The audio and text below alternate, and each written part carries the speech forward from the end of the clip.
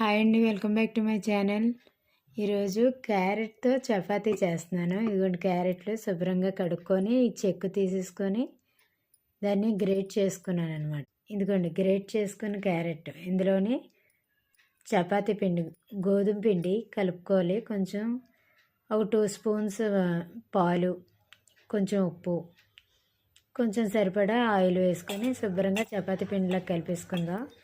కలుపుకున్నాక అరగంట నాననిద్దాం. బాగా నానిన తర్వాత చపాతీ చేసుకుందాం. క్యారెట్ చపాతీ రెడీ అవుతుంది. ముందు కలుపుకుందాం. చపాతీ పిండి ఇలా కలుపుకున్నాను. బాగా నానింది కదండి. ఇది రౌండ్ బాల్స్ కింద చేసుకొని చపాతీ ఇలా పాముకొని కాల్చుకోవడమే. కాల్చుకొని చపాతీ కూరతో తినచ్చు. క్యారెట్లోని potassium, vitamin A, K, calcium అన్నీ ఉంటాయండి. ఆరోగ్యానికి చాలా మంచిది. రక్త సరఫరా మెరుగుపరుస్తుంది. రోగనిరోధక శక్తిని పెంచుతుంది. ఎముకలు దృఢంగా మారుతాయి. నరాల బలహీనత, జీర్ణ సంబంధిత సమస్యలు తగ్గుతాయి. శ్వాసకోశ సమస్యలు దూరం అవుతాయి.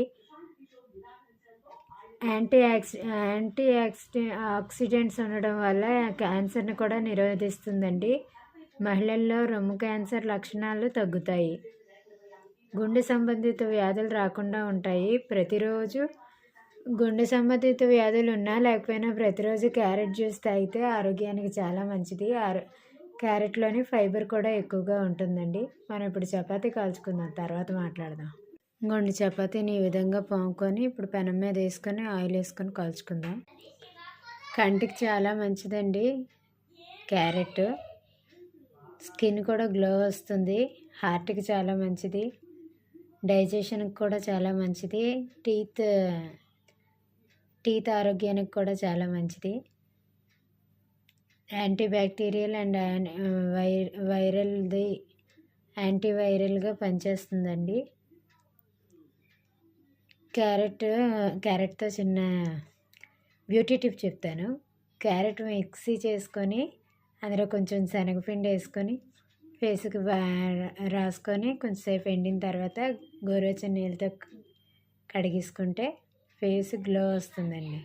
క్యారెట్ జ్యూస్ తాగుతుంటే స్కిన్ కూడా గ్లో వస్తుంది. ఆరోగ్యానికి చాలా మంచిది. ఇలాంటి రకరకాల చపాతీలు కానీ టేస్ట్ చేయాలనుకుంటే నా వీడియో కనుక మీకు నచ్చినట్టయితే లైక్ చేయండి, షేర్ చేయండి, కామెంట్ చేయండి, సబ్స్క్రైబ్ చేయండి.